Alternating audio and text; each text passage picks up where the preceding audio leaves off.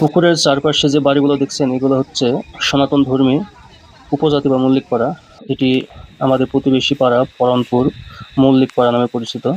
এখানে আজকে একটি উপজাতি মহিলা মারা গেছেন। শেষ যাত্রায় তার আত্মীয় স্বজনরা পা ধুয়ে তাকে পবিত্র করার চেষ্টা করছেন। তাদের নিয়ম অনুসারে যেসব কাজগুলো করা হয় সবগুলোই সম্পূর্ণ প্রায় শেষ। তো এতদিন শুনেছি সনাতন ধর্মী উপজাতি বা মল্লিকদেরকে শ্মশান ঘাটে নিয়ে পুড়িয়ে দেওয়া হয়।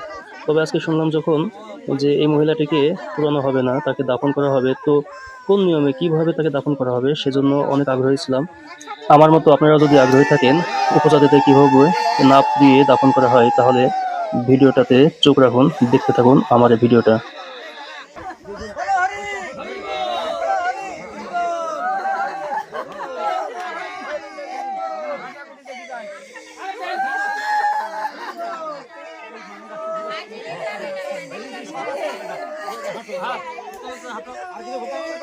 সনাতন ধর্মী উপজাতিকে কিভাবে না পুড়িয়ে দাফন করা হয় সেজন্য দেখতে চলে আসলাম বাগা থানাধীন মিরগঞ্জ বিজবি ক্যাম্পের নিচে পদ্মা নদীর চরে।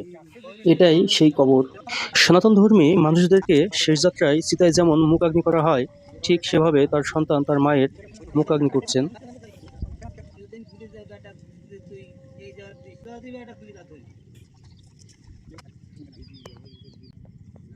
মুখাগ্নি শেষে তার নিকটাত্মীয়রা পদ্মা নদীর পানি নিয়ে এসে ছিটিয়ে দিয়ে তাকে পবিত্র করার শেষ কর্মযজ্ঞ পালন করছেন।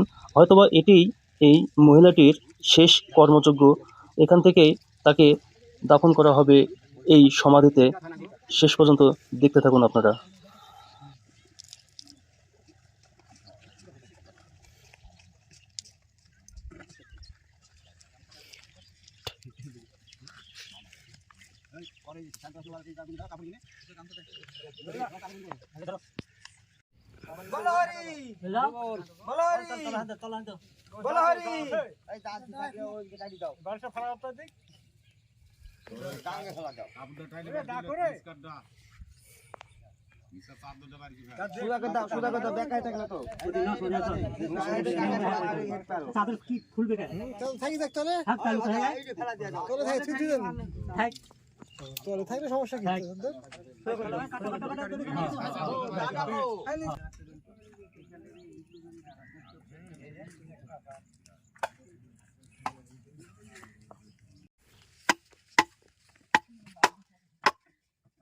বিয়ার এখানে শুকনো একটা লাগবে।